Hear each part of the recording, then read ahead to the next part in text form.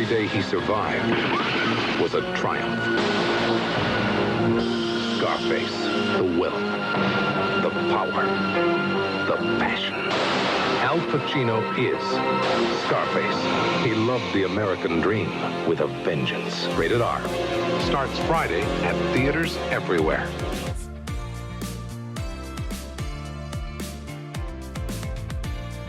Welcome to Dorking Out. My name is Sonia Mansfield, and say hello to my little friend and co-host of Dorking Out, Margot D. Hello, friend. Hello. Insert your favorite line from Scarface here. We are dorking out about 1983 Scarface, and after we're done dorking out about this movie, we're going to share our interview with Nat Segaloff, who wrote Say Hello to My Little Friend, A Century of Scarface. It was a really good interview. Please stick around for that. We had a lot of fun talking to him.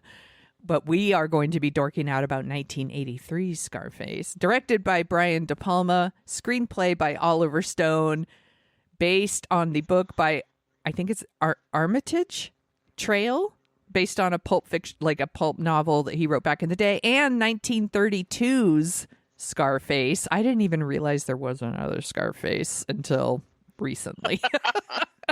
But it shows what I learned a lot from this book. It stars Al Pacino, Stephen Bauer, Michelle Pfeiffer. Gorgeous. Beautiful. Gorgeous in this movie. Mary Elizabeth Mastrantonio, Robert Loggia, F. Murray Abraham shows up in here. Almost everyone is playing a Cuban, but they are not Cuban, except for Stephen Bauer. Who I didn't know. He's half Cuban. Yeah. I have a feeling you didn't see this in the theater. No. Did your mother take you? Nope. I don't think my mom was... I don't think this is her type of movie. I don't think maybe she watched it on cable later, but we did not see it in the theater. And I assume you did not as well. Did you watch it first on cable? Of course. Yeah. So I didn't know about how many F-bombs were in it, and then I watched it again maybe in college, because that's when a lot of people rediscover Scarface and have their like posters up on their wall.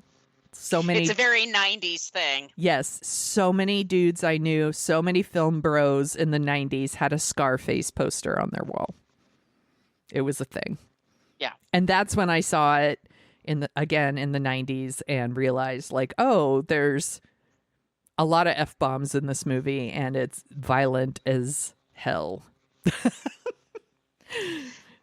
What do you think about, before we go through the plot, which we're going to do, what do you think of this movie? Let's go with vibes. I find this movie, it's very watchable. It's very entertaining. I think it's also just very over the top. And Yes. It's a very masculine film. Yes. We talk a lot today about toxic masculinity, and I'm not going to put that on there, but it's close. It's a man's world in this film. It's very interesting that we're talking about from a film from 40 years ago about immigrants coming to America and bringing crime with them. Mm-hmm. And everyone's fucking terrified of it now. Yes. And I wonder if this film lends itself to that. That's a good point. Like, they think that the people who are worried about that are the people that have seen movies like this, and they're like, this is what they think the immigrant experience is. I was shocked. I forgot about that first slate on the screen, which is this history lesson, which is that Cuba sent out a bunch of people and 25% were criminals. Right. And that was Castro giving the big fuck you to America. I didn't know this. I don't know how true that is. But it's definitely, it sets the tone right away. This is an intense movie. Yes. It's a very, they don't let up very often.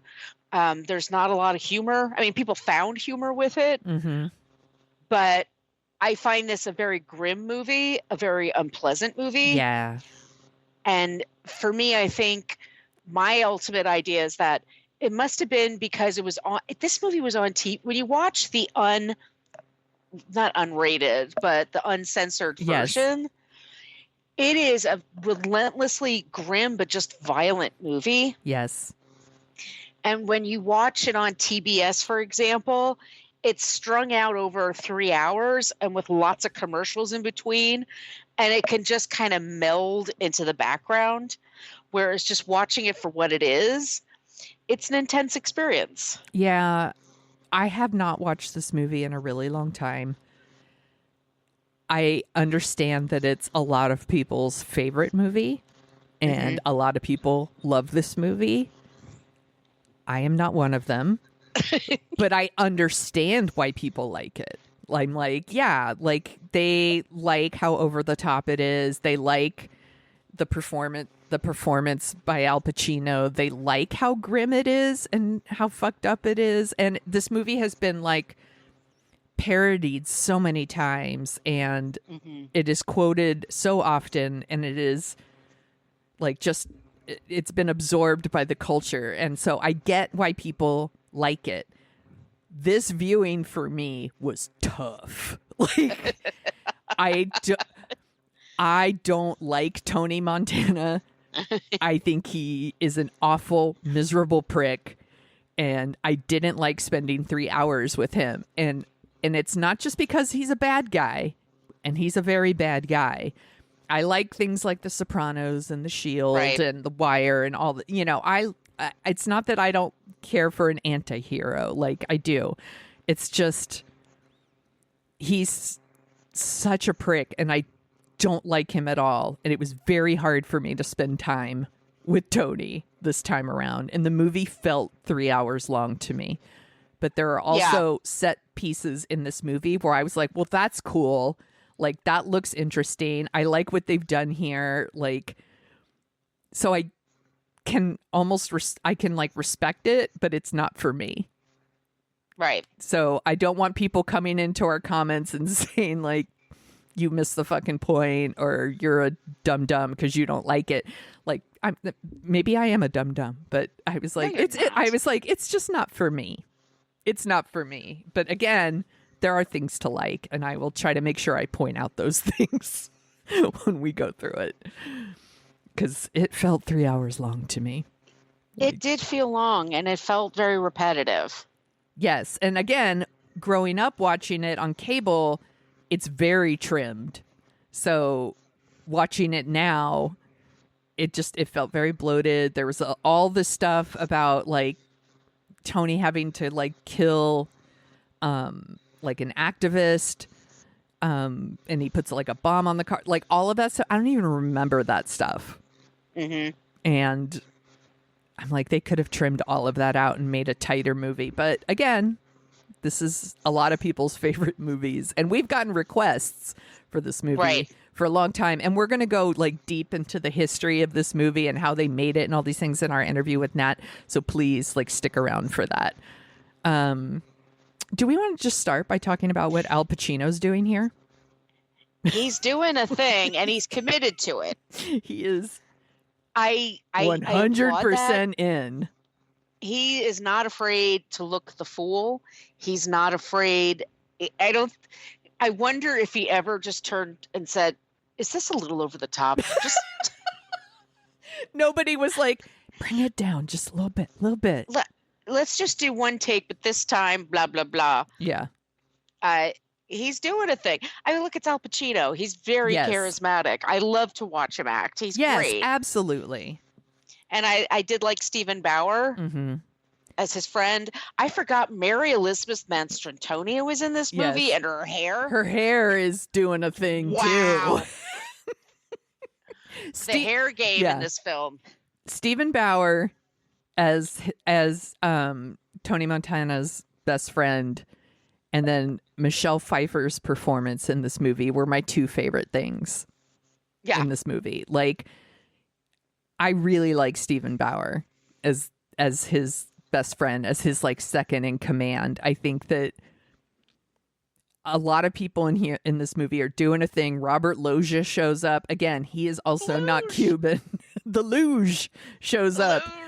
And it's interesting to me that the only Cuban actor in this movie is the performance I responded to the most on this viewing. And I don't know if that's a coincidence, but he's not going as over the top as everyone else. And Stephen Bauer? Yeah, Stephen Bauer. And yeah. Michelle Pfeiffer is also not going as over the top as everyone else. And so maybe that's why those two clicked for me. Or maybe it's because I am a woman and I am watching this movie with my woman eyes and I am going to be drawn to the female lead of the movie. That it could be that as well. But it's also Michelle Pfeiffer. She's gorgeous. She's so beautiful, and she is. Wait, when did Grease 2 came out the year before this? Okay, thank you. You answered my question. Yes. All right. So yeah, she had this is a new career for her. She's just starting out. She's so thin in this movie, and I read somewhere that she lived on Diet Coke and cigarettes. Ugh. For like a year because her character is supposed to be a cokehead. Yes. And a total drug addict. And so like that would make sense that she would just same thing for her character. But she said she would go to bed at night and cry because she was so hungry, which makes me sad. But she's doing a great thing. I love her wig. Yeah, I mean, she's got great hair. Is it a wig or is it, I don't know, but she looks great. Maybe she was born with it. Or maybe it's Maybelline. There you go. And I mean, her dresses and stuff, all beautiful. Everything. Her fashions are on point. True dat. So I guess let's just go through it, huh? So it like starts, like Margot said, with like this card, a title card at the beginning that explains that, Castro didn't send his best. And a lot, and they all show up. They're put in like a refugee camp, all these things. And one of them is Tony Montana. That's Al Pacino. And they arrive in Miami. They put him in the camp and with his like best friend, Manny. That's Stephen Bauer. And they have a couple of other friends in there, but who cares? They're not main players. So they are contacted by like a drug lord. That's played by Robert Loggia. And they're asked to like kill somebody in the refugee camp. And they do that. And they are rewarded with like green cards and jobs. And they're like, yay. And then they get out and they get their green cards and they're like, we're stoked. And then they get their jobs and it's like washing dishes at this like taqueria. And they're really pissed off about it. But eventually they like, the other thing is that restaurant they work at, it's across the street from like a nightclub called Little Havana. And they're like watching all these like beautiful people with money go in and out, and they like Tony is already like, I'm meant for bigger things than this. And FOMO. Yeah, he's got FOMO. He wants to go to Little Havana real bad. And that's when he meets Omar, and that's F. Murray Abraham. This is pre-Amadeus. He is also not Cuban, playing a Cuban. And they are going to like do a deal together to like buy some cocaine, and shit doesn't go well at all is an understatement. No, that bathroom scene. It is hardcore. Disgusting. That is, I think that's like probably if memory serves, that's the first thing I remember from this movie. Like the first time I saw it, kind of walked in on that scene with my brothers watching it. It's a very 80s thing. Yes. Your brothers are watching shit in the living room. Yes. And you walk through the room and you're like, Jesus. Yeah. And that's what it did to me. Yeah. Yeah. And so of course I stayed and watched the rest. So like, where does it go from here? Yeah. Tony goes into this like apartment or something with one of his friends, and they are supposed to be making this drug deal, and the shit, like I said, it doesn't go well. And they like ambush them, and they like handcuff his friend in the bathroom, and they just go at him with a chainsaw, and it's fucking gross and it actually doesn't show as much as you think it's gonna show, but your mind fills in the blank. It's bloody, right? It's fucking gruesome, and I I mean, if they made this movie now, they would probably show it and I would throw up. But it is hardcore. And meanwhile, like Manny and like another guy are downstairs like picking up chicks, and he's like making his obscene tongue gestures and listening to music. And, you know, they go up and they're in time to save Tony, but obviously not the other guy. And they kill the drug dealer. So they get all the money and the drugs, and they take it to the kingpin, and that's Robert Loggia, also not Cuban, and say, like, that was fun. And he's like, oh, I want to work with this guy. Frank is like, Tony, he doesn't give a fuck. He's ruthless. I'm going to put him in my crew. And that's when Tony meets Elvira, and that is Michelle fucking Pfeiffer. And she's insanely beautiful. Like, again, beautiful. Like, beautiful. You can see why he's instantly obsessed with her. Like, she's the prize. Yeah. She's your American prize. Yeah, she is. Yes, she is a prize. They all go to like dinner at a nightclub, and I'm like, wrote in my notes, is this still a thing? Are there still like nightclubs that have like dinner and dancing? And I hope so. I'm like, because that's how I want to spend my retirement. I don't know about you. I'm like, because I'm like, is it still I'm old. Maybe I wouldn't go to a club. You'll never find me into club. You know, you find me in there asking if they'll turn up the air conditioning. Basically, I'm like, it's really hot in here. It's really loud. Can you turn it down? And Frank is this Robert Loggia. He's doing a thing. He's super loud. He's really obnoxious. You know, he's like waving his money around. Elvira's clearly bored by him. She asked Tony to dance. Their dance scene is amazing. It is amazing. And he's trying to chat her up, but Tony has got no riz. He's got no game. He's got no game. Like his whole, like, you got to look in your eye like you haven't been fucked in a year. Like, I'm like, that's not going to work on the chicks. And she's like, you're the last thing I'd ever want to fuck. And he's like, hey, like, she's into me. So you're saying there's a chance. You're saying there's a chance. Dude can't read the room at all. You know, and then it kind of like, it cuts ahead, and there is this scene with like Tony and Manny, and they're like talking about women, American women, and Manny's like, all you have to do is make this, and he makes this like obscene tongue gesture at women. He's all, this is all you have to do, and the women, they love it. And then he does it and act. It's like the only laugh in the movie is he does it and a woman slaps him. It's like, yeah. I would also argue there's a scene, well, Al Pacino just sniffing a huge thing of cocaine, like to the point it's all over his face. It looks like he had jelly donuts. Yes. Or something. It was like...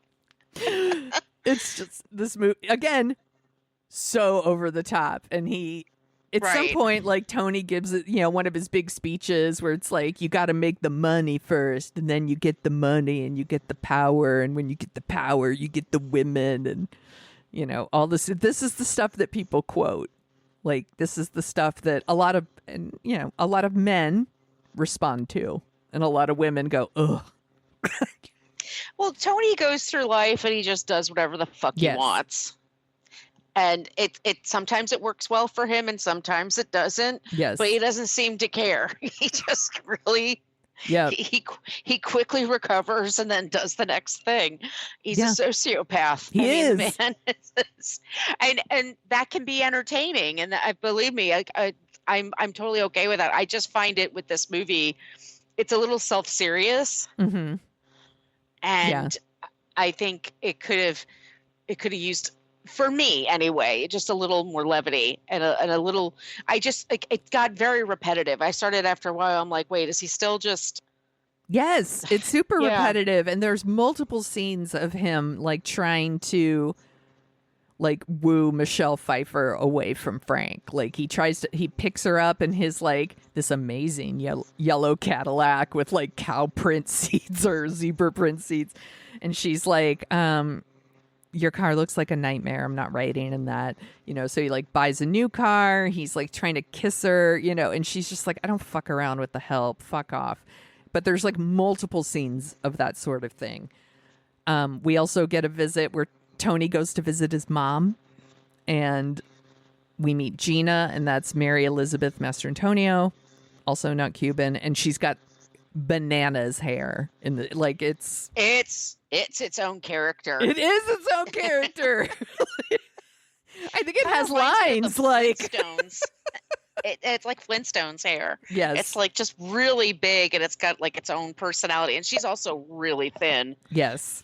In this movie, but that's his sister, right? That's not his cousin. Yes. She's playing his younger sister, and their relationship is weird. It's super weird. He shows up. He wants to show, his mom what a good boy he's been. Like, he's so successful now, and he's, you don't have to work anymore and all this stuff. And the mom is just like, fuck all the way off. She is not impressed. She calls him a bum. She knows he's shitty, and if it's not one thing, it's your mother. So he's gonna blame his mom for that. But he tries to give her money. She won't take it. But like, Gina's like, I'm kind of into it. Like, I don't want to work. So, she's also like, I super love you. You're my brother. You're my family. All this stuff. I'm like, does she really? I don't know. But she takes the money. Yeah. Yeah. And instantly, like, Manny is like out in the car and sees her, and he's like, oh, hi. Hey. Insert your own tongue gesture here. Like, he wants some of that. But Tony instantly gets super pissed, and he's like, you stay away from her. Like, she's not for you, which is practically an invitation. Like, yes, obviously that's going to happen.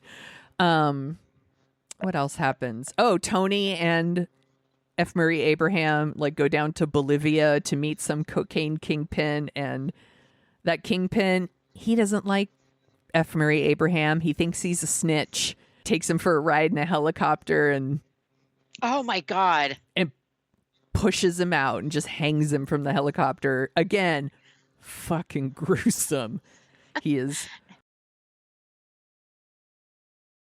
flying the unfriendly skies. It is nasty. Like, it's a tough watch, and nobody does anything because it's Bolivia. Yes. And then he, tells Tony, like, don't you ever fuck with me. And Tony's like, I would never. And goes back to Frank and is like, sucks about Omar, but this is what we're doing. Like, and Frank isn't convinced. And this is when they start to have a falling out. And Tony's like, I'm going to do my own thing. Like, I'm going into business for myself. He thinks Frank's a big pussy now, and he's not impressed. But before he leaves, he wants to make one more play for Elvira, and is like, do you like kids? And I want to marry you, and all of that. And he says, he refers to her as a tiger. He says, she's a tiger and she'll belong to me.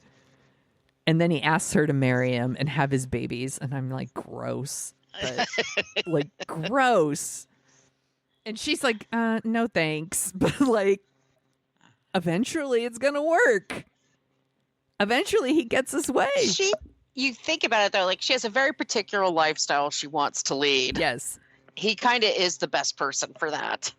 Yeah, like, I mean, I want a boyfriend that makes a shitload of money in a horrible way, and I want him to take me out. I want a man in finance. 6'3". Right, exactly.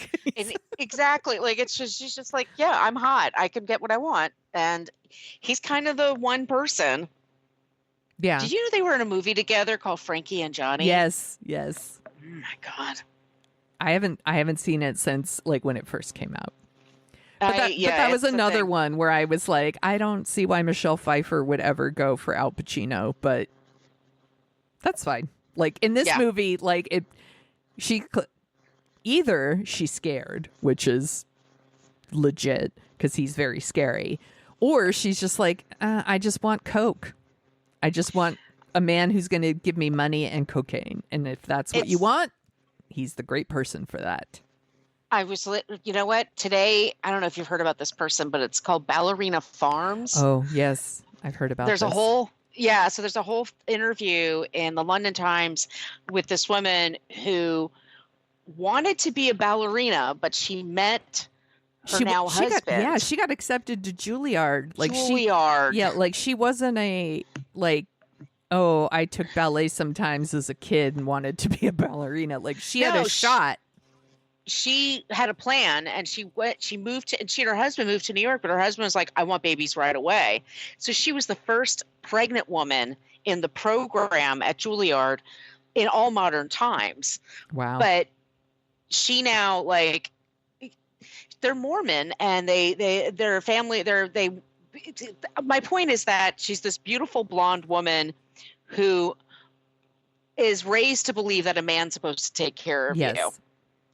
And it's pretty much the same thing. I mean, okay, there's no cocaine, I believe, at that farm. I don't think the babies are traveling in it. No. But there is that idea of a woman, taking a back seat to a man's ambition and enjoying. And to him, she's got all this money, so this should be great for her. Yes. And is it, though? I mean, is it the gilded cage? And it 100% is, like...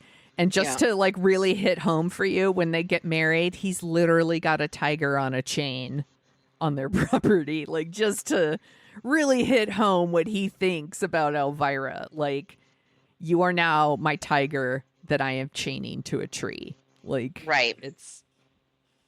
But I jump ahead a little bit because there is a whole standoff at one of those nightclubs that they like to go to, where, like, at first, like, Tony is this really corrupt cop comes up and is like, I'm going to be on your payroll, so now you have to pay me. He tries to extort him. So there's all of that. And clearly Frank set him up. And on top of all that, though, Frank also has now sent assassins. And there's these two men in the club, and they have, like, comically large napkins covering their comically large guns. Oh, my God. Nobody notices. Like, it's like the world's biggest napkins. Like, it's like tablecloths covering these guns. And his sister, by the way, is also at the club, and she's dancing with some man, and this man, like, is a real gentleman and tries to take her to the men's room to, like, do coke and make out. And that Tony loses his shit and, like, runs that guy off, and he gets into a huge fight with Gina. He hits her. Like, it's really fucked up. He wants to control her. Like, right. Well, yeah. It's a patriarchal system. Yes. And he, like, tells Manny to get her out of there, so he leaves with her, and she, like, makes her move on Manny, and Manny's like, your brother would cut my dick off. Like, no thank you. So, and that's tough because Manny's hot. Man, I get it, girl. Like, I would also be like, you want some of Melanie this? Griffith was married to him. Whoa, I did not know that. They have a kid. Oh. He and Melanie Griffith have a kid. I bet that kid is beautiful. An adult. Yeah. Yes, that's right. My point. Yeah. Handsome. So there's, a scene with Richard Belzer. The Bells is up there. Bells. Yeah, he's doing his stand-up routine. He's, telling all of his jokes about his favorite Cubans, as you do at a nightclub. You ever notice the Cubans do this and white people do that? And then, who are these people?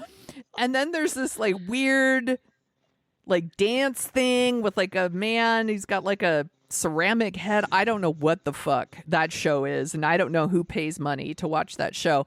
But then we have these guys, like, sitting at the table with their comically large napkins, like, oh, do we kill him now? How about now? And then they start shooting up the joint. Like, they just murder a bunch of people. And I think, actually, Tony gets hit. He gets hit with a bullet, but he escapes. And he knows that Frank's involved, so he confronts the luge, and the luge instantly turns into a pussy, and he, like, crawls on the ground and cries and begs for his life, which I would totally do. I'm not brave. Like, I'm calling him a pussy, and I'm like, girl, you would do the same, please. I'll do anything. Please, you can have my wife, whatever. Like, and he gets Manny to kill him, and then he kills the corrupt cop, and then we get this montage, and it's so 80s, and it's like, push it to the limit. The soundtrack, it's Giorgio Moroder who did, right? That's who did the soundtrack? Yes. He's also was a producer in the 70s, so he was like Donna Summer's producer. So it has this very techno sound. Yeah. So this is after disco and it's new wave meets techno, and this soundtrack really is so 80s. It's so 80s, but the like push it to the limit. I literally laughed out loud when the song started, because it is totally like, you're the best around, nothing's ever gonna keep you down, and they're just like laundering all their money and selling all their this coke. is the end. Bum, bum, bum, That's right. Exactly. It's totally what it is. It's like, we're gonna do a montage. And it's all just money and coke and more money, all kinds of stuff. Then it's like, he moves into his like multi-million-dollar like estate, his empire. It's like super, he's turning into Howard Hughes now. Like, he's got security cameras everywhere. He's getting super paranoid, as he should. And they're like, there's so many scenes of him just sitting around. Like, one time he's in a tub and he's just talking so much shit to Manny, and Elvira's wandering in and out. Just, she fucking hates his guts. She hates him. Put this thing together, me.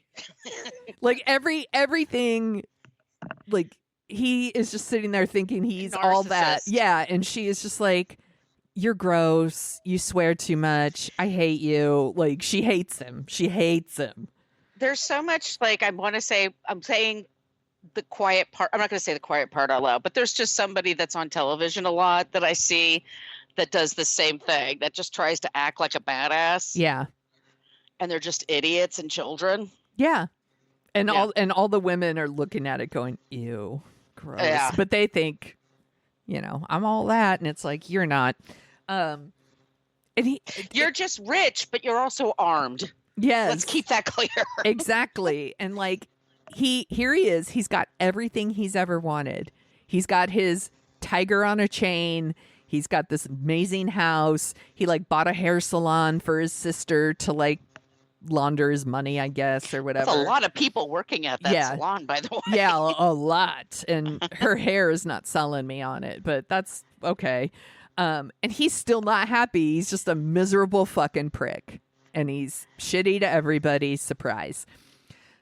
There is a whole thing about like money laundering and like sting operations. Tony gets arrested for like tax evasion, and I was like, boring. Like, it doesn't matter, but it leads to a scene where he's at this like restaurant and he's taking no responsibility for his fucking life. He blames Manny for the arrest. He's like, Elvira's an infertile junkie. Like, he's like, she's so coked up, she can't even have my babies. Like, LOL. Yeah, and she's like, I want to have your babies. Like, you would be a really shitty dad. And he's like, how dare you talk to me like that? And she's like, you know what? Fuck this shit. And she's like, I'm leaving you. I don't need this shit anymore. And it's the smartest thing anyone in this movie says. Like, I was like, get it. And like, he knew who he was marrying, so I don't know why he's so surprised.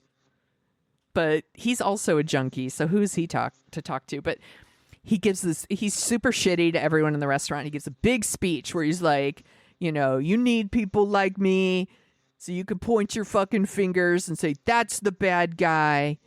Say goodnight to the bad guy. And he's, and everyone's like, fuck that guy. I just want to eat my food. He's so rude. 1 star. That's your Yelp Dude, they're going to give their Yelp review. Food was pretty good, but the other customers are miserable bricks. 1 star. Again, there's a bunch of stuff about Tony going to like kill an activist in New York, but he doesn't because the activist is with his wife and kid. And this is like the one time in the movie Tony like tries to be a decent human and doesn't like murder this man and his wife and his kid. And that's ultimately what dooms him, is the one time he showed a little bit of humanity. He doesn't do it. Instead, he kills everyone else he's with. And Are we talking about the last scene? well, we're almost there, because he doesn't kill that wife and kid. He kills all the people he's riding with. And that's when like the Bolivian drug dealer's like, you're fucked. Like, you betrayed me. I told you not to do that. And so he's going to kill him.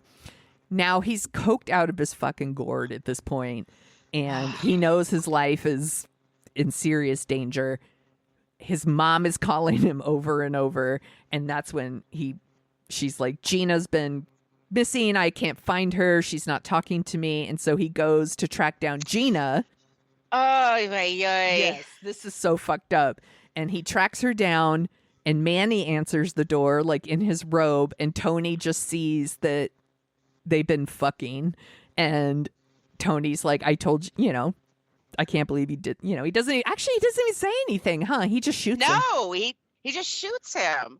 He just fucking. And then Gina's like, no, in her nude bodysuit or something. Yeah, she's like in a robe that's like wide open, like you wear around your brother when you answer the door. But it's so fucked up, like, because he shoots her boyfriend in the foyer. Well, it turns out she's running down the stairs. Yeah. Yeah. Well, no, and then it turns out she's like, we got married yesterday. Yes. We was gonna tell you. It's And then he's like, surprise. We were gonna surprise you. I wish she said she was pregnant too. Like, I wish she was like, that would have been the capper, but no, it's very over the top. It's so over the top. And like, this breaks him. Like, he's broken now. Like, he's realized he's killed his best friend, who is literally like his brother, who had married his only friend, really, like the only person he could trust.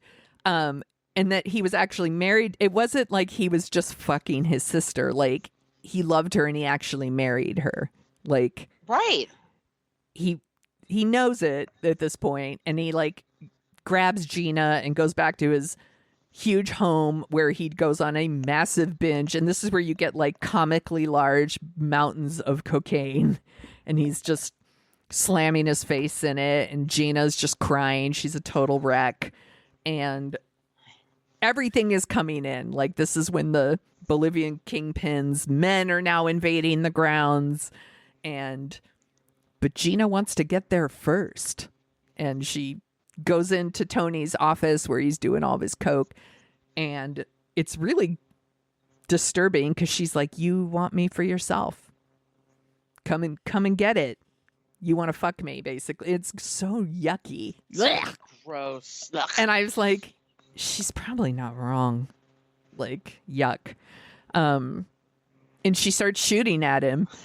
And I think she hits him, but not critically. And then the guards come in, and they just... 'Tis but a scratch. 'Tis but a mere flesh wound.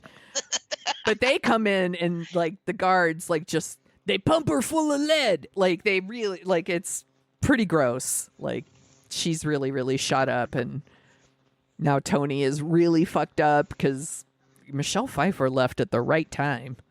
Boy, good for her, man. And that's when we get the, like, all the guards, all the men are in there now, and Tony gives, to say hello to my little friend. And his little friend isn't little, it's a grenade launcher, and it, kills a lot of people. It's nonstop shooting. It's over and over and over again. Yes. And then nobody can hit him. It's all these people. They have the aim of stormtroopers. Like, nobody hits really him. do. And he's just running around. And then apparently, I didn't know this, and we'll find out in the interview as well, but his hand is burned from handling that weapon. And so they had to like insert all these shots of like all these people being shot around the house.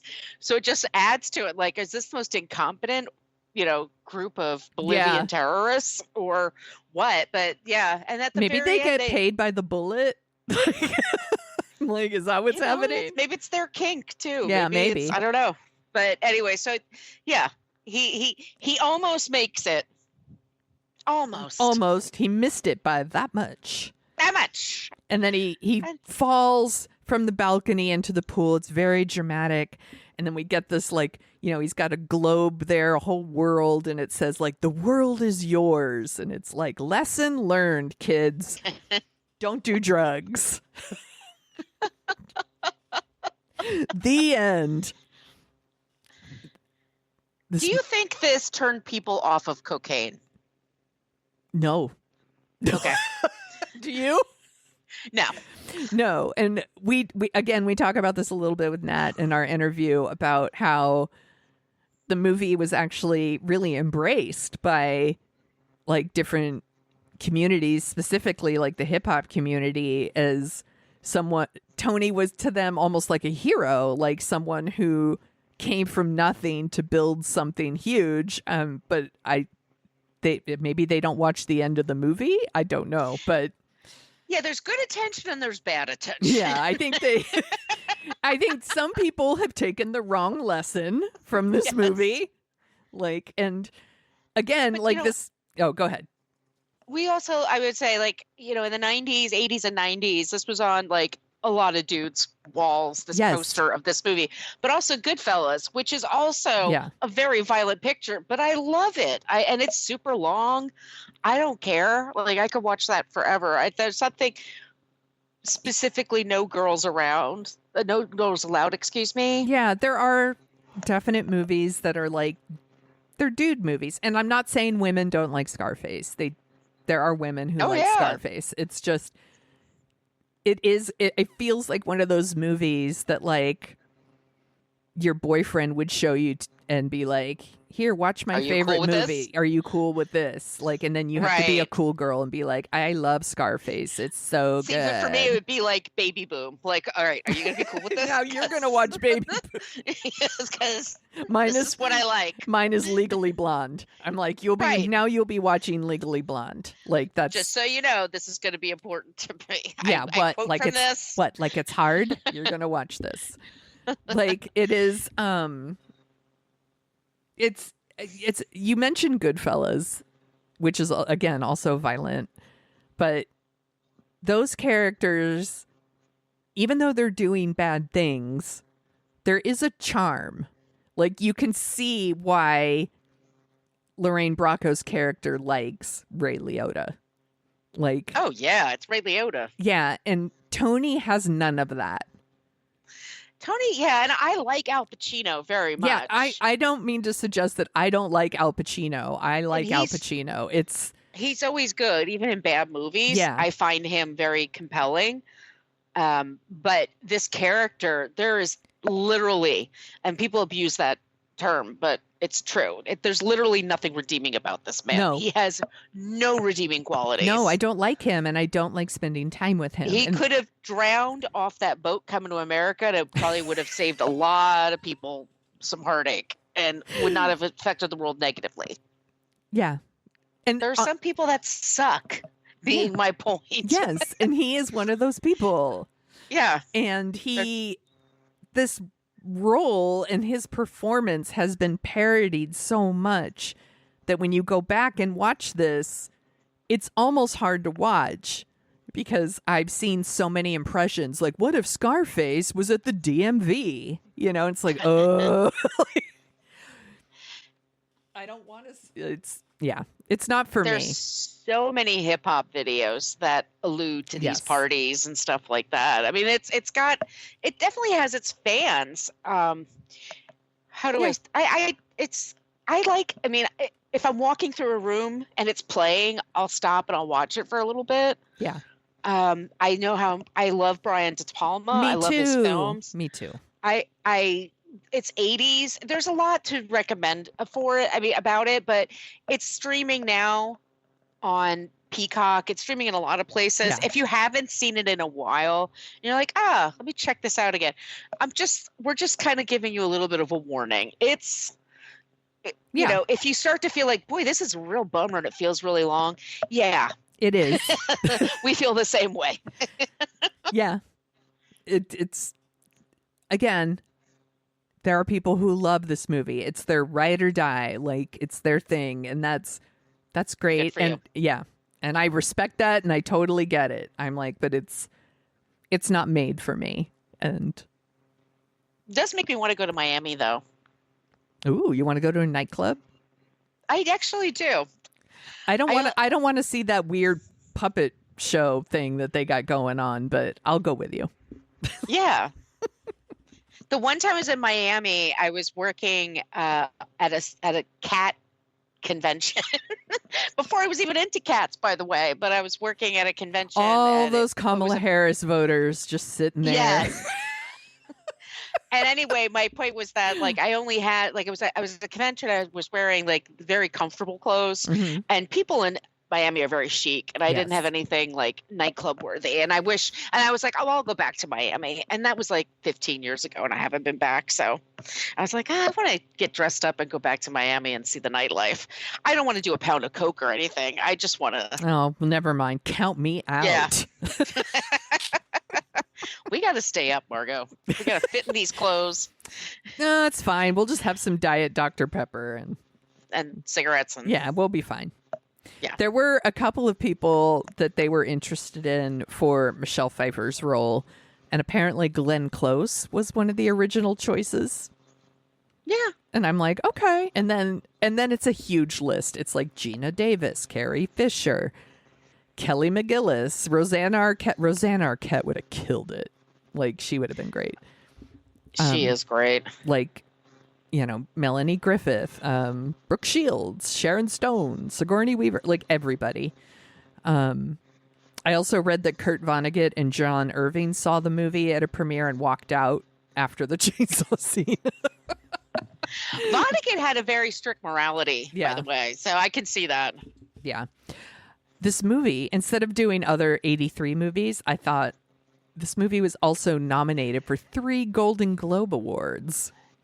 Okay. And it didn't win, but I thought you might like to hear about some of the other movies that were nominated. Okay. Okay. Unless you have more you want to talk about Scarface. No. Okay. So Al Pacino was nominated for Best Actor. Okay. Drama. Also nominated. You're all okay. Should've That's been a choice. comedy. Sorry, but yeah. Go Yeah. ahead. And well, here's some other ones. Eric Roberts for Star 80. Yeah. That movie's a bummer. That's a fucked up movie. Actually, yeah. I think every single one of these movies might be a big fucking bummer. Albert Finney and The Dresser. I I don't heard know what that is. I heard that one's a big fucking bummer about an aging actor's personal assistant. Like, fucking bummer. Richard Farnsworth in The Gray Fox. I don't even know what It's that is. about a stagecoach robber back in the day. Oh. Fucking bummer. Tom Cotty and Reuben. I don't know any of these things. What is going on in Actually, this 83? one is labeled as a comedy drama, so maybe it's not a stone cold bummer. But then the winners was a tie. One is Robert Duvall in Tender Mercies. Mhm. And then the other one is Tom Courtney for The Dresser. I've never seen The Dresser, but it sounds like a I fucking know bummer. what Tender Mercies is. Yes. But I was like 10 years old when that came out, and it wouldn't have been. I Right. would probably watch it now because I love Robert Duvall. And then I think Stephen Bauer was also nominated Aw. for Best Supporting Actor. Rightly so. Yes, and he's very good. You will know these nominees. Okay, so Kurt Russell for Silkwood. I love Silkwood. Yeah. It's on It's our not list. streaming. It's on our We list, haven't- but when it's It's streaming. on our list. Yeah, but it's not streaming anywhere, and it's a bummer because it's such a good movie. Yeah, and then we got Gene Hackman for Under Fire. Do you know this one? It's like No. a political thriller set during the revolution in Nicaragua. I'm like, it sounds like a My big fucking- question mark is forming over my head yeah. right now. If you I'm could all see sounds me. like a bummer. Charles Durning for To Be or Not to Be. I've we- never seen that. We love Charles Durning here. I love Charles Durning, but I've never seen that movie. And the winner was Jack Nicholson for Terms of Endearment. You can't beat Jack, y'all. You can't, and not in that movie. That performance, forget it. Yeah, everybody in that movie, forget it. They're just killing it. I don't know what the other nominee was because it was 3, but I do want you to know that we should go through Best Original Song just for fun. Please, because please. This one you will love. So we have The Way He Makes Me Feel from Yentl. We have Papa, can you hear me? We have Over You from Tender Mercies. Uh-huh. We have Maniac from Flashdance. Good song. This is the one you're going to get very excited about. Far From Over. Yes! Staying Alive. Yes! And then the winner was Flashdance, What a Feeling. Which you can't escape you that couldn't song. you couldn't get away from the Flashdance soundtrack. Like, it was bananas. They still play that song everywhere. They it's do. On commercials. It's all the freaking time. Yep. Irene Cara knew what she was doing. Yeah, she did. R.I.P. Yeah. She's from Queens. Do you have some movie or some songs from 83? Yeah, so this movie came out in December 9th, 1983. This is the top 10, y'all. I love this top 10. Ready? Number 10, Culture Club, Church of the Poison Mind. I love Culture Club. Love them. Number 9, John Cougar Mellencamp. This is when he first took his, he's John Cougar, and then he went to Crumbling Down. I love song. that one. Love that one too. This is a good one too. Number 8, Quiet Riot, Come On Feel the Noise. I had this on cassette. That's a jam. This one. Duran Duran, Union of the Snake. Love Duran Duran, man. This is a good list. A fucking amazing list. I'm just getting started. But wait, there's more. Number 6, Kenny Rogers with Dolly Parton, Islands in the Stream. I love both Forget those people, but man, I love Kenny Rogers. That song is dope. It is. Number 5, Pat Benatar, Love is a Battlefield. Shit. These are all bangers. These are bops. Number 4, Daryl Hall and John Oates, Say It Isn't So. Love it too. Love it. Number 3, okay, it's not all great. Uptown Girl, Billy Joel. How is that song still overplayed? It's Billy Joel just completed 100 shows at Madison Square Garden. He is 75 years old and he has daughters that are under the age of 5.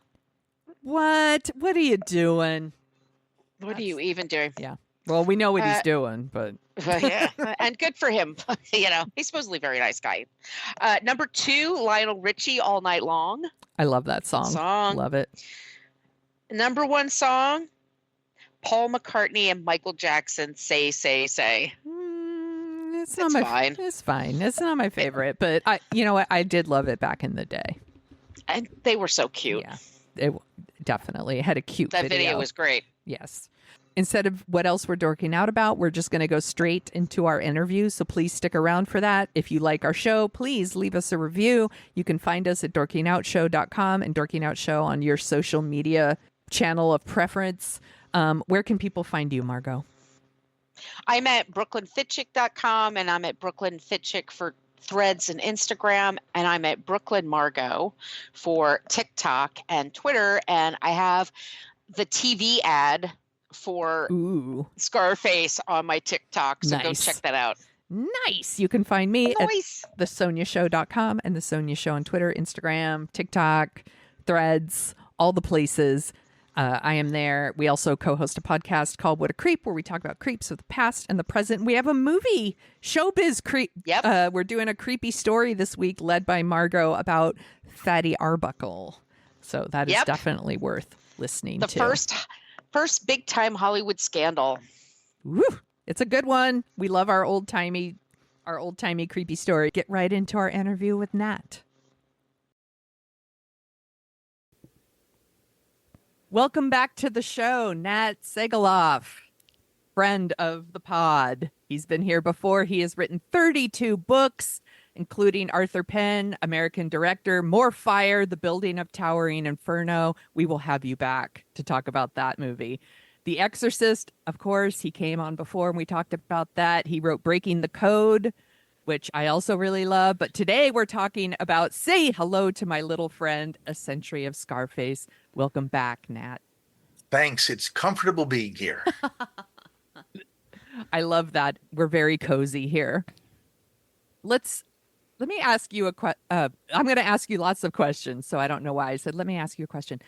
What is your history with Scarface? Did you see the 1983 one first, then read the book, then saw the old one? What's your deal I with saw the Scarface? 1932 version first under unusual circumstances, and that is it wasn't available because the rights were tied up in the Howard Hughes estate. But like all good film teachers and film historians, I managed to track down a bootleg copy in 16 millimeter. I was teaching at Boston University at the time. I reserved one of our basement screening rooms with no windows and only 2 doors. And I put up a poster around the building saying, "Screening of Scarface, Howard Hawks Scarface," which nobody had seen, nobody. The print waltzed in 5 minutes before the showing. We rewound it and it waltzed out 2 minutes after the showing. And that was how we all saw Scarface for the first time. Later, it became available theatrically, and that's what attracted Al Pacino to see it when he caught it at a revival theater in Los Angeles and said, "I want to be Scarface." Fortunately, Universal Pictures had acquired the right from the Howard Hughes estate, and so it was very easy for Pacino and his manager to call up and make a deal, literally within hours, to remake Scarface. Oh, sorry. Go for it, Margot. Well, I wanted to know, like, what was Brian De Palma's entry with this material? It's kind of indirect how Brian De Palma became involved with it. He was first asked by Martin Bregman, the producer, to work with David Rabe, who was a playwright that Brian had worked with, to remake Scarface. And he started doing it in period as an actual gangster film. Of course, he did that later for real when he did The Untouchables, but they couldn't crack it. They couldn't do it in the past. It didn't work because so many things had changed over the years. The context had changed. So he dropped out of the project, and it was taken over by Sidney Lumet, who of course was known for Serpico and Dog Day Afternoon. And he worked on it for a while, and then it was taken away from him. He lost interest, but it was he who came up with the idea of updating it to not be about alcohol during Prohibition, but to be about cocaine during the early 80s cocaine business in Florida. Wow. And that's how the film eventually worked when De Palma came back on, and this time with Oliver Stone as screenwriter. It's a very complicated story and somewhat like the royal lineage, but if you read the book, it's all in there, straightened out time-wise so people can tell. But it shows how any hit or any great movie is never a sure thing, how it has to meander through all sorts of obstacles before it gets made. And that was a normal path. I would have loved to have seen the Sidney Lumet version of this movie. He was going to make it more political, which I think it is anyway, because Brian De Palma is a very political director. Yes. But Sidney Lumet is more on the nose with his politics. Would have been interesting. He went off and did Prince of the City, which actually Brian De Palma had been working on. So De Palma has a kind of a thing against Lumet for, as he says, and in the book, taking Prince of the City away from him. But this is how it happens in Hollywood. You can be perfect one day, and then somebody takes you off a project. You have written a book about the production code, and both of the movies, the 1932 and the 1983, had their own separate battles with ratings. And I was wondering if you could tell us a little bit about those battles. I'm personally fascinated by this stuff. The short version, hang on for just a moment. I happen to have a copy of my new book, which is called The Naughty Bits, and it's about production code correspondence with producers. Scarface isn't in there because I wrote about it in Scarface, but it's about 35 years of correspondence, remarkably diplomatic, when the production code, who worked for the producers, remember, had to tell those producers what they could and couldn't shoot. Mm-hmm. Scarface was caught in a strange bind, being produced in 1932. It was after the production code was introduced, but before it became enforced in 1934, which is one of those strange things. We talk about pre-code films. We're really talking about pre-code enforcement films, such as Night Nurse and Babyface and the original Front Page. All of these wonderfully vulgar and films that we all revel in now had terrible censorship problems when they tried reissuing them after 1934. But Scarface was one of those. And even so, the production code people were very concerned that it showed disrespect for police, it showed killing, a lot of killing in Scarface. It showed prohibition. It showed politicians being crooked, and you couldn't do anything. I mean, imagine a crooked politician, but you couldn't show What? too. And so at the end, and I hope there's no spoiler because the film, after all, is 90 years old. The bad guy dies in a hail of police bullets. Well, originally he had escaped, but was captured and tried and hanged. And they had to shoot extra scenes, which showed the Paul Muni character being hanged. Muni refused to shoot it, and so did Howard Hawks. So somebody else came in and wrote it and pretended to be Muni. But they had to make a moral ending because all crime had to be punished. And as we know in real life, all crime is punished all the time. Right. All the time. The 1983 version had problems because even though the production code had been eliminated in 1968, De Palma shot a film which was heavily on the F word and heavily on violence, and it was given an X rating by the Classification and Rating Administration, which is a division of the Motion Picture Association of America. Well, he kept on recutting it and recutting it and recutting it, and submitted it 3 times, and they still gave it an X rating. So he brought it up for a hearing, an appeal, and they really, the criteria are very vague about how they rate films, but they said that they're still going to rate it NC-17 or X in those days. And De Palma said, well, since we're going to get an X anyway, I might as well put back in all the stuff that I'd cut out, which is what he did. And then they did a strange thing. The producers called upon child psychologists, and they argued successfully in front of the MPAA that seeing Scarface, even though it's full of violence, would dissuade people from using drugs and going into the drug business. And the film industry bought it, and Scarface was released with an R rating. So is this before or after the Don't Say No campaign by Nancy Reagan?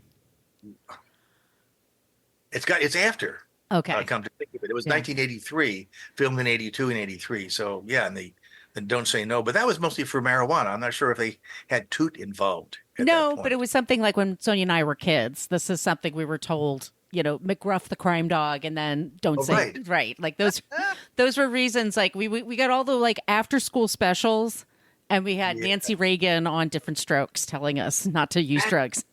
Right. I forget. I must have been too high to notice. I think it's interesting that they get someone to say that this is like a cautionary tale, that it's going to scare people away. But the movie was actually embraced by especially like the hip hop community and kind of glamorized. It actually had the opposite effect. That's an absolutely astute observation, and I'm so glad you brought that up because they only watched the first 2/3 of the film, I guess. That's when Al Pacino rises to the top of the cocaine industry.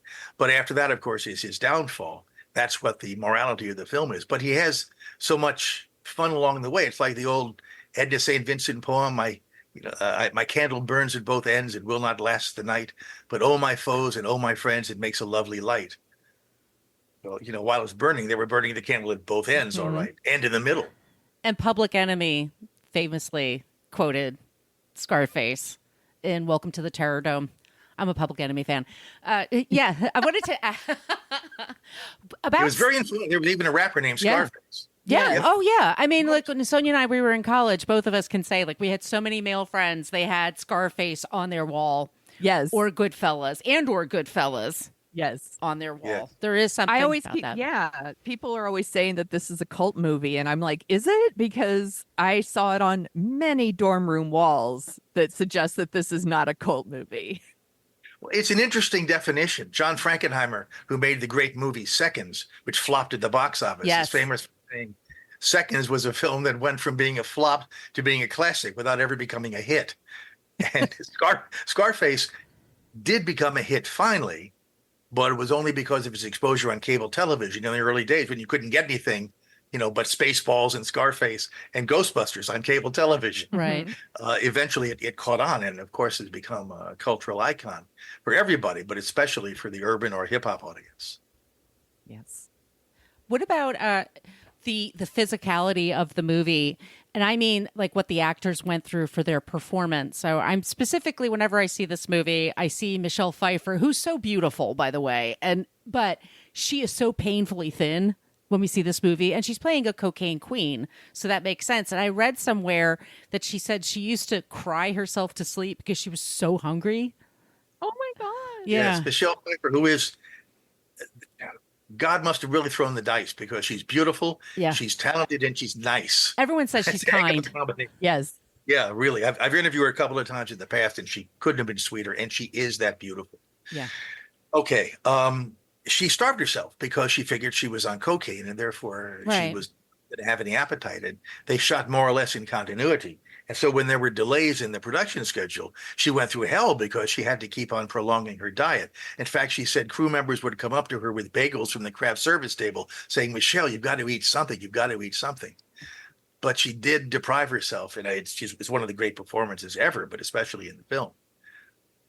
How did I think she's Pacino? really, really great. Oh, she's amazing. I mean, how did Pacino, like, what did he do to prepare? Like, what were like the physical part?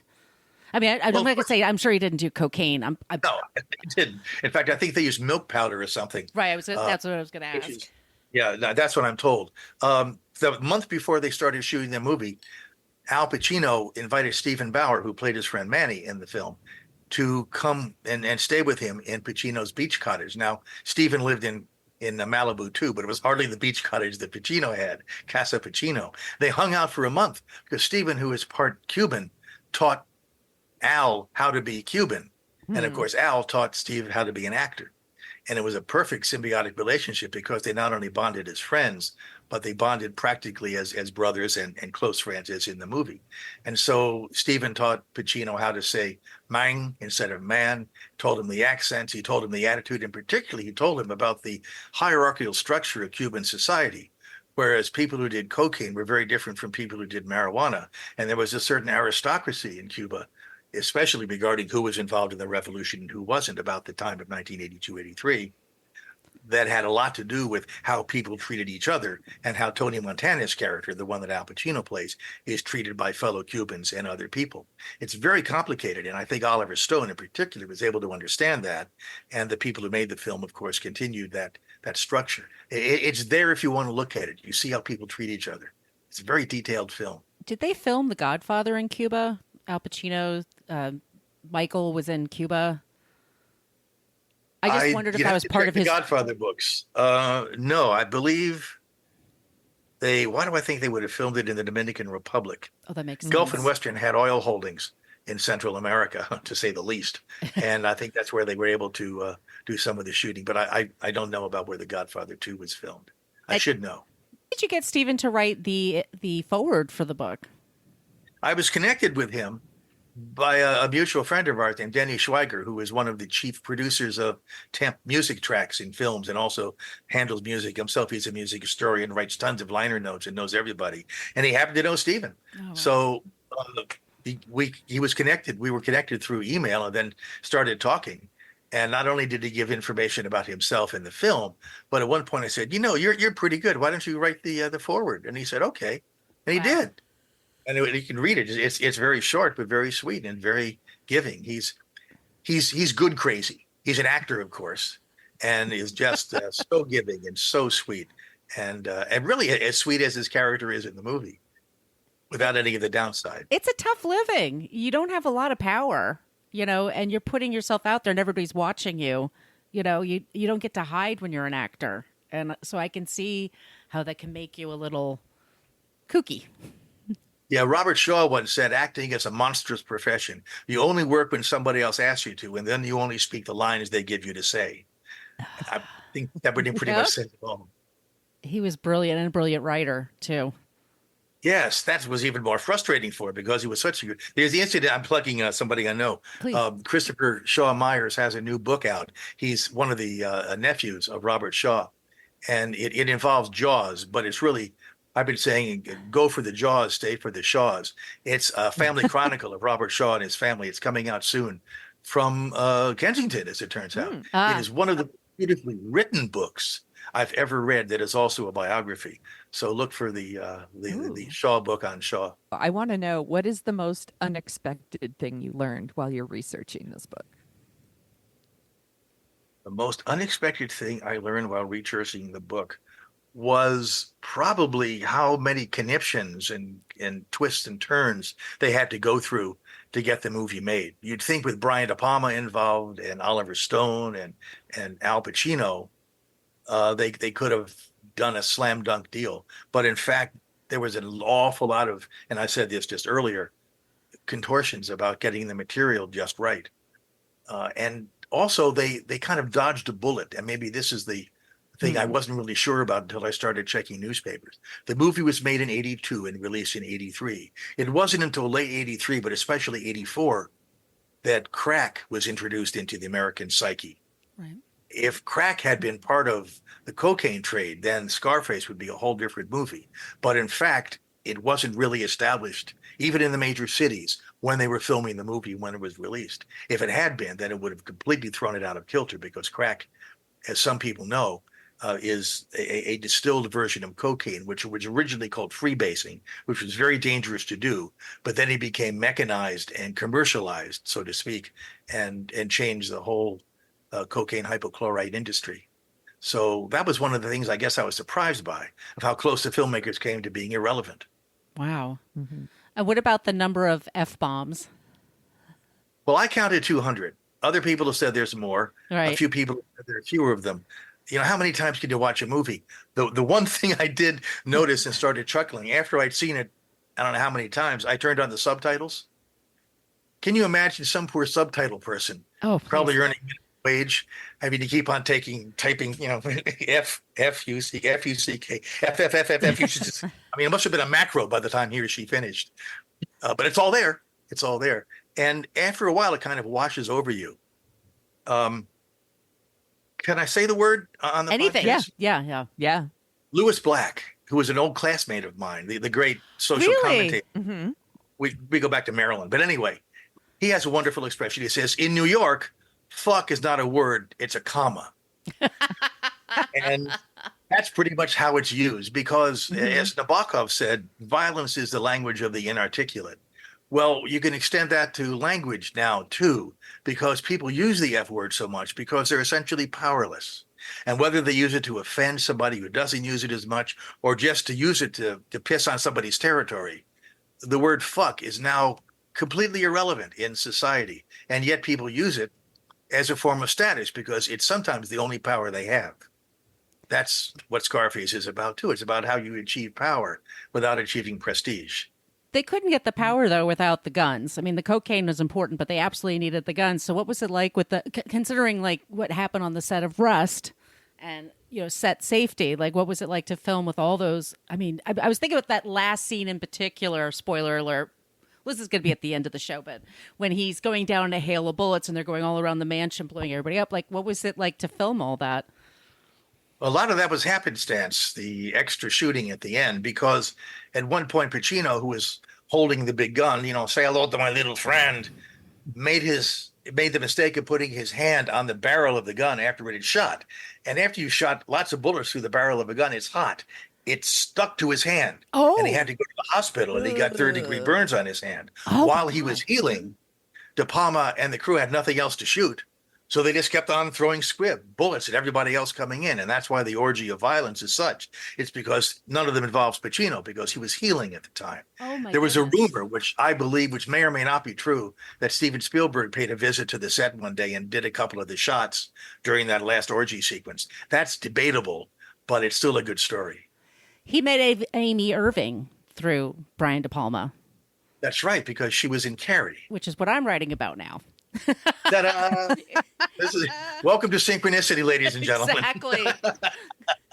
Yes. What is your favorite scene from the movie? I know you've seen it 100 times, but do you have one part that you kind of appreciate? It could be just a scene or a line or a performance. That's a good question, but the bad answer is I really don't have a favorite scene. I think they're so involved with each other. They all flow so beautifully that at one point you can say you like the way Michelle Pfeiffer tells Tony Montana,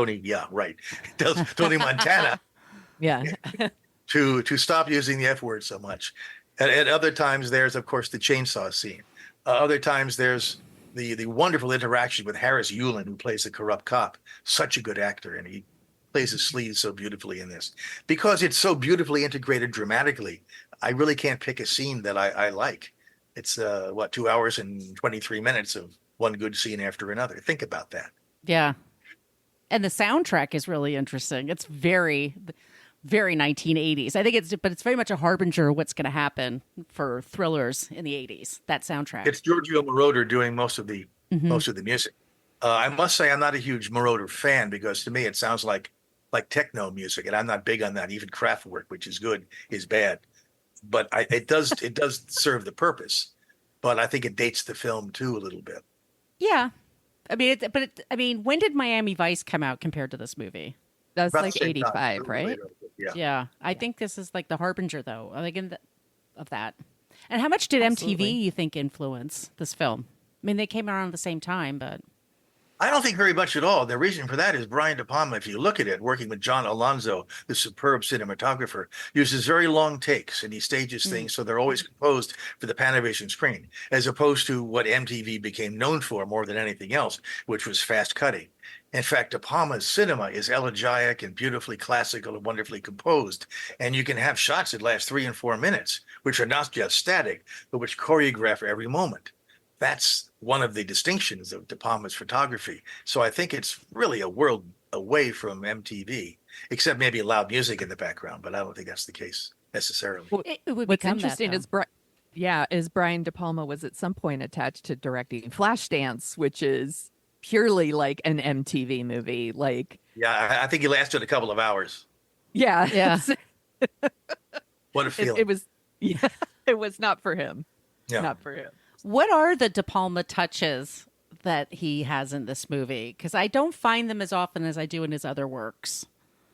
A lot of people keep on comparing Brian to Hitchcock, which is fatuous because what Hitchcock did was develop a vocabulary for the thriller genre, which De Palma simply uses the same way anybody who writes a play today has to harken back to Eugene O'Neill or one of the classicists who established a particular American vernacular. What De Palma does is simply use the right shots and the right camera movement for the right scenes. And so you have the long takes. You have Dutch angles at times when you need to upset the audience. You have deep focus so you can see various things happening at the same time.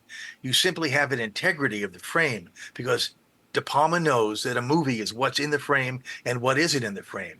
And he can change and force your point of view by showing you what he wants to show you and not seeing anything else. And at the same time, he can do a cutaway to show there's somebody around the corner. You better watch out for it. I think between Scarface and Carlito's Way, we have just magnificent uses of cinema. Probably the ultimate of what De Palma has done. And he's done quite a bit. So he tells the stories visually. Right. I think the whole sequence in the club with Tony just sitting there dejected at the table, and there's like the man's he's wearing a mask. I forget what the mask is. It's in my other notes, but and there's like also like mirror work going on where he's talking to the cop and there's a mirror. That feels very, very De Palma to me. It's very De Palma, and they had to put a plastic covering over the mirror so that when they were shot with the bullets, whatever they used, marbles or whatever, it wouldn't shatter and throw shards everywhere. If you notice, the glass doesn't fragment and explode the way, for example, a presidential teleprompter might. The glass just cracks where it is and stays for safety's sake. Did De Palma direct that teleprompter thing that happened too? Maybe. It wouldn't have shattered, That's Would have been spinning around. and everybody would have been safe. For one Yeah. thing. Yeah. right. Yeah. Did I exculpate myself just then? No, you're good. You're good. Okay. Yeah. Is there anyone you didn't get a chance to talk to for the book? Well, I wish De Palma had returned. Yeah. Call. Yeah, I tried every way possible, but his agent said, "This is the truth." I said, "I'm doing a book on Scarface. I'd like to talk to Brian De Palma," and they said, "All right, how much money?" And I said, "Well, I'm getting paid for it." They said, "No, how much? How much?" And I said, "None." And he said, "Well, he's not available to you." Dang. Now, that's interesting because I had worked with De Palma years ago when he made the film Sisters. I was the press agent for the film company in Boston, and they sent Brian up, and I set up all these interviews. And we had a lot of time, too, because I, unlike some of the critics, had seen his early work, like Greetings and Hi, Mom, and other films. And so we had a lot to talk about it. And he is very simply one of the most exciting directors I'd ever met. And he was still young. I think he was barely 30 then. And as sassy as ever, but this is a guy who's really put himself open to the press. I mean, he's taken a lot of bad reviews and a lot of bad coverage, which he doesn't deserve. He's allowed a book to be written about him, The Devil's Candy, which was about Yes. yeah, Oh, and Bonfire the Vanity. thank you. Yeah. It was completely open. He's maybe he didn't want to have his life exposed again. I don't know. Yeah, I was But going to he's- say that must have been it, but he felt burned. He's brave, he's smart, and he said one thing to me, and this is 1973 or 74, that I remembered when I became a critic, because the reviews were not good on Sisters because the critics were too old and they didn't understand it. And he said, "Why can't they review the movie I made instead of the movie they expected to see?" Mm-hmm.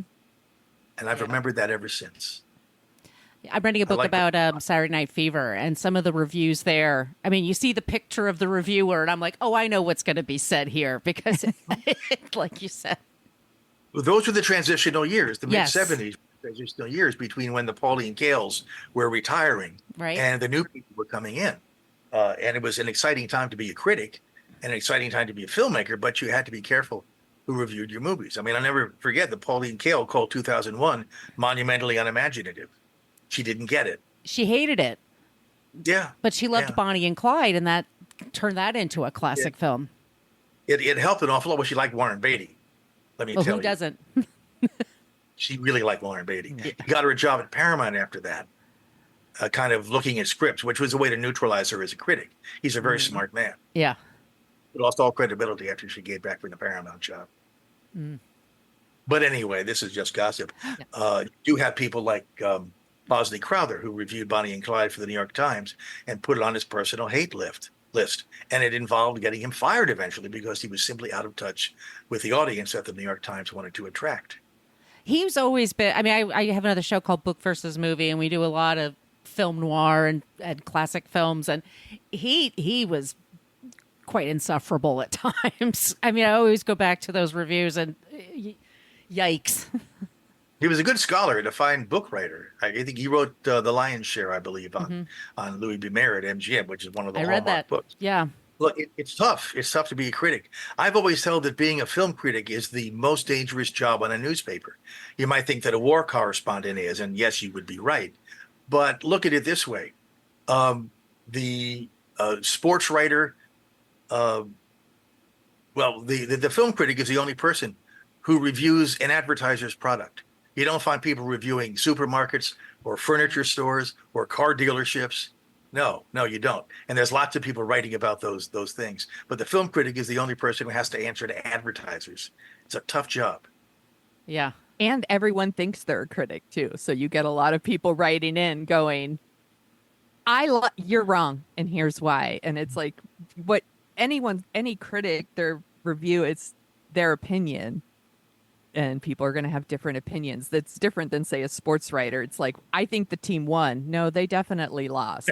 Like, It's true.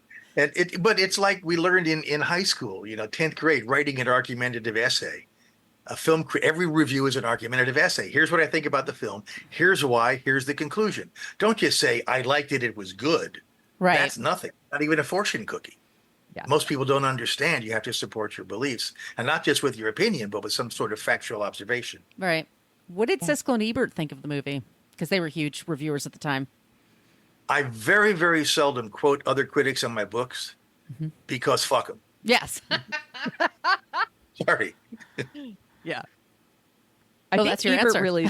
No, I do believe that Roger Ebert has 1983 Scarface in his great movie book, if I remember correctly. So he really liked it.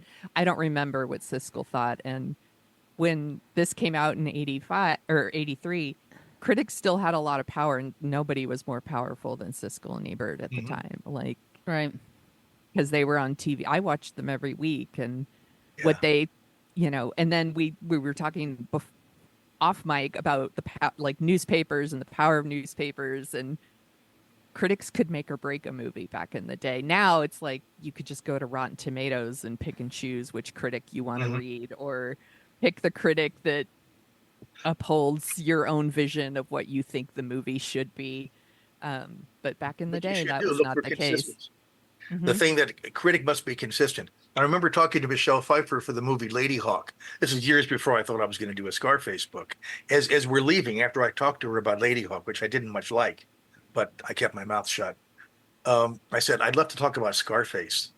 And she almost cried. She said, we worked hard on that film. I don't know why people treated it like that. And I tried to tell her, you made one of the greatest movies ever. What are you talking about? But they were treated very badly by the critics at the time. Pacino even warned Stephen Bauer and the others that they were going to not do very well when the reviews came out. And unfortunately, he was right. It took a while to catch on because, as you said, it broke a lot of rules and it brought in a whole new group of viewers who were writing about it. It took a while to catch on, except for the few perceptive critics, like David Anson, among others, reviewing for, I think, Newsweek, who's in the book. Mm-hmm. Yeah, he could be a little iffy too. Well, with Scarface, he was very much pro, and that's, yeah. Of course, I've known David for 1,000 years, so it helps. It was a pleasure talking to him about it. Going back to Sisters, did you get to interview Margot Kidder or set up interviews for her? I wasn't a critic then. I was only the poor press agent. Yeah, but I mean, so they told me Bride was coming in town. I didn't interview her. I wasn't writing. It wasn't until later, and I would have loved to have met her. She's quite a story. Yeah, she's fantastic in that movie. I think it's underrated, that movie. Yeah. They shot it quickly, and he used a whole bunch of new techniques, and it's a very disturbing movie. Yeah. I love her. She's in one of my favorites, Black Christmas. There's a real story there about that woman. Anyway, we won't go into it here, but it's worth somebody doing a good book on her. I'm writing that down. Maybe that's Margot to Margot. Yeah, that'd be like Julie and Julia. Yeah, That's exactly. Oh, wow. There you go. Thanks for the idea. That'll be a wasted year trying to sell it. How did it do at the box office? Like, what was the budget? Like, what was the ultimate budget and how much did it make? Well, there's a lot of controversy over that. I think it came in under $30 million, which was fairly decent for the time, end of '83. But it didn't do very well. It sort of broke even, but it's hard to say because the numbers that are available, all these websites like Wikipedia and Box Office Mojo, right, they don't really understand how film rental is computed. So it's hard to say. It did okay, but it wasn't a smash. I think Universal probably made out okay because of the way the film was sold to exhibitors, which is minimum guarantees in certain floors and rentals. But that's something that you have to, be in the business to understand. But it was not a bonanza initially. It was later when it survived television when it came later in 1983, but it took a while to catch on. I can't imagine working in a movie. Like Sonia worked in a movie theater when she was younger, and there's certain movies she's like have this implant in her memory because the last 2 minutes of the movie have this particular song and this is what's going on in the credits. I can't imagine being a person working in a movie theater with this movie, the F words, but also just the constant gunfire and the tension in this movie is like nonstop. Yeah, if you think that's bad, imagine being in the next theater in the multiplex watching a Bergman film. Yes. Yeah. Yeah. Is there anything else about the book that we didn't ask that you want to? Yeah, please buy the damn thing. Yeah. Seriously, it was a wonderful book to write, and I know it pleases a lot of people. It goes into things about more than just the two movies, the 32 and the 83 film. Well, thank you for letting me pitch. It also goes into things like the cocaine trade, the inequity in the American judicial system between people who do powdered cocaine and people who do crack. It was an entirely racist operation. We talk about the cocaine business itself, and I love the title of my chapter, A Few Lines About Cocaine. About cocaine, I get it.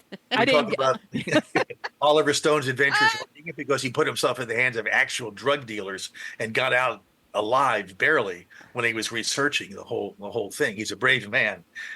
We talk about really everything involved with the film, everything from drug treatment and how to get help to the movies themselves and how they played and how they played in the urban audience and how they went in the other audiences. So it's not just about enjoying the movies, it's about the whole phenomenon of the two Scarface films and how they affected society. So it's a huge term paper, but I'm happy to say it's a lot of fun to read. It is really fun to read. I did Thank you. read it, and I really liked it. And I loved all the context that you gave. That's like what comes before, what came after. Thank you. I was I was into it. We have a show called What a Creep, and Sonia talked about we referred to your book, and we talked about the codes, the different Hays codes and the moral codes and the MPAA and how screwed up they are. It's complicated. I'll send you copies of the naughty bits as soon as Yes, please. I will Please. absolutely read that one. I'm very into this stuff. It's what I call a bathroom book. It has a lot of chapters, and so it's one chapter per visit. Mm-hmm. And you can read all about what they tried cutting out of Casablanca, what they tried cutting out of these three and Gone with the Wind, and even a lot of lesser-known films that you wouldn't imagine they would want to cut something from Some Like It Hot, but there was a problem there. So it's fun to read about censorship and to see how far we've come in a free society. Mm-hmm. Yeah. What are you working on next? I'm working on collecting royalties. I sold a book, and I'm waiting for the galleys to come in for that, as well as the galleys to come in for the Rambo book.